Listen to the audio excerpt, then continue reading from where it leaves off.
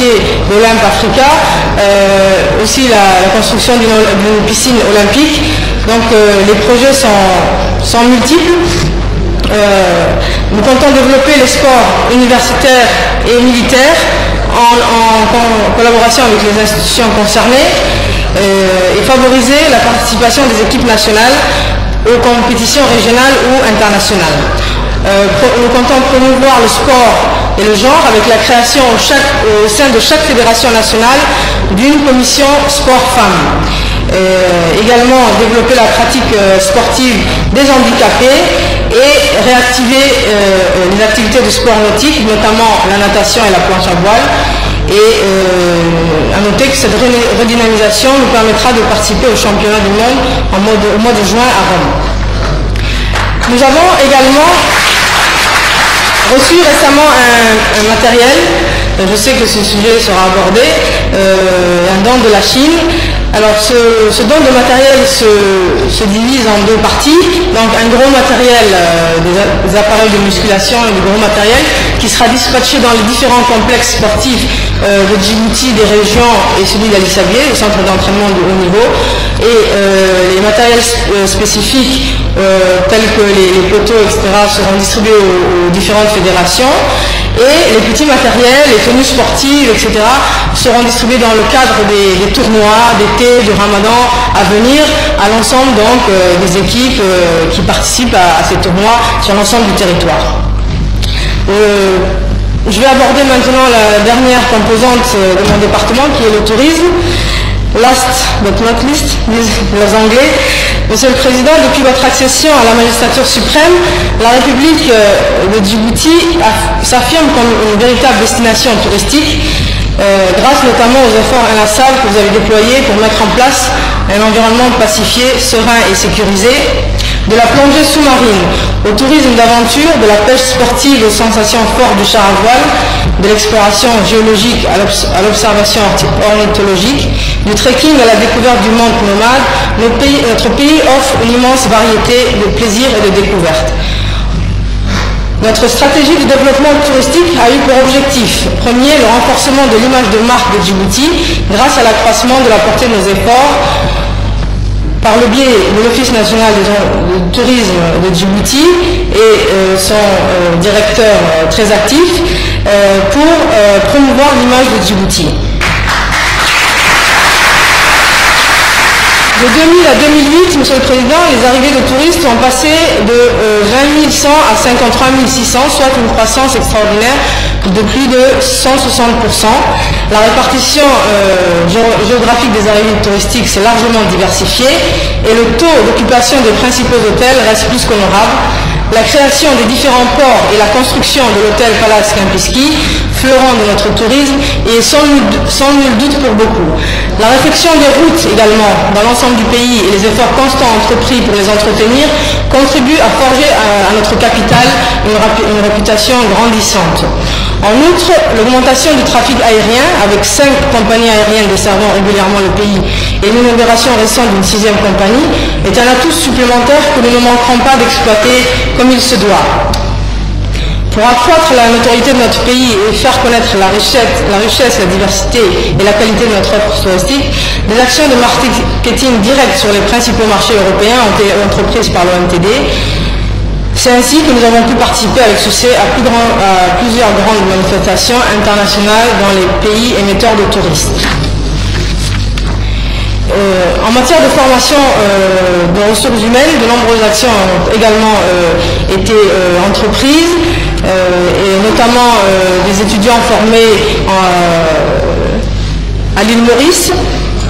Et notre objectif est de faire des Djiboutiens, surtout des jeunes garçons et jeunes filles, des régions de l'intérieur, les principaux bénéficiaires du développement touristique. À cet effet, nous avons eu des contacts avec notre homologue de l'Éthiopie et il y a une école hôtelière qui est en train de s'agrandir et qui sera prête à accueillir des étudiants en hôtellerie et en tourisme en Éthiopie. Nous sommes en train d'étudier cela avec les hôteliers concernés pour pouvoir leur faire bénéficier de modules de formation.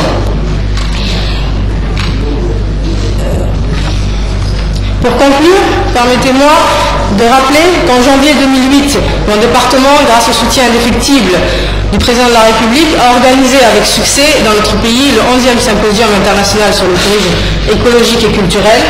Ce symposium, placé sous le haut patronat du président de la République, a permis à notre pays de renforcer sa notoriété internationale en réunissant de nombreux pays et une multitude de journalistes.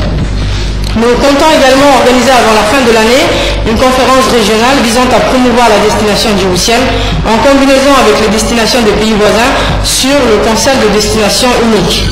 Nous organiserons également des journées promotionnelles dans d'autres pays pour attirer les fortes communautés étrangères, notamment celles de l'Union africaine basée à Addis Abeba. Pendant que je vous parle, les cadres de mon département sont en train de vendre les potentialités touristiques de notre pays à l'Arabian Travel Market de Dubaï. Enfin, Djibouti a été sélectionné parmi les nombreux pays pouvant accueillir la prochaine édition 2010 de la chasse au trésor, qui est une grande aventure en matière de plongée sous-marine, et les négociations à cette fin sont en cours. Notre pays inspire confiance et des investisseurs s'y intéressent de plus en plus. L'avenir touristique de notre pays, mesdames et messieurs, se profile sous les meilleurs auspices.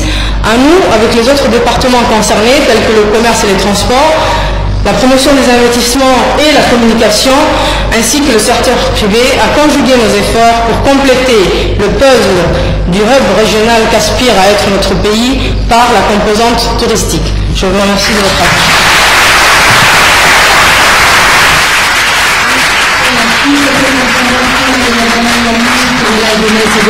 Madame Hasna Barhadaoud, qui est longuement applaudie comme vous pouvez l'entendre.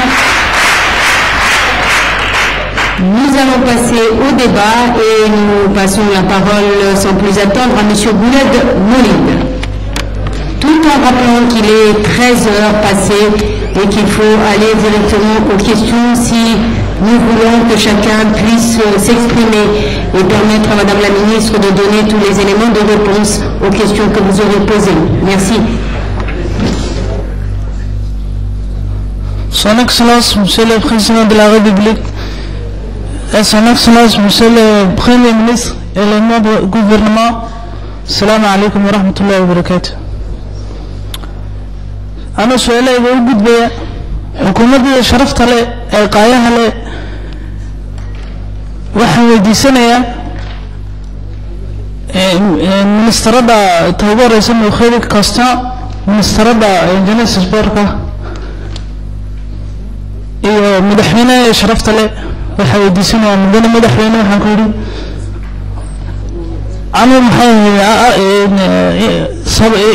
أرض الصبالة مع مقراسة صبال لماذا إذا أنا واحد أصلا سو جستي بريسونس كان صادقتي ريكومنداسيون صورتي والدكوا صبال قود على قود هيا مجرم دولة بنا كبتر سنة صبال لما أنت تصل لك هذا ريكومنداسيون دي بريسونس كان بكتي بريسونس كينا البدل اللي يحدي ومحاول إنه بالنا ولي سيد عيالك هم بالنا ولي إن بنينا هاي صعبة من بلارا تم دحرنا شرفت له أنا نصيب أنا لي ما تولي جرسية وحمدي سنة باقى أنسوج استي إنه يجي جوابه سن حرس له طلبات محمد بيا من سرد الجنس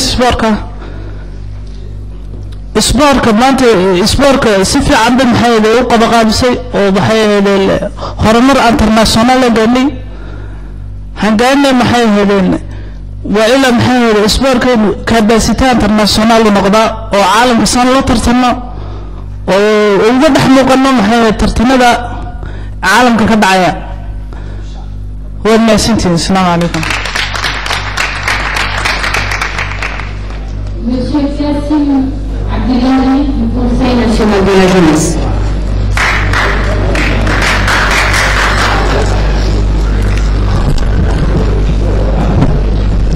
Assalamu alaikum wa rahmatullahi wa barakatuh. Excellence, Monsieur le Président de la République, Monsieur le Premier ministre, Mesdames et Messieurs les membres du gouvernement, chers participants,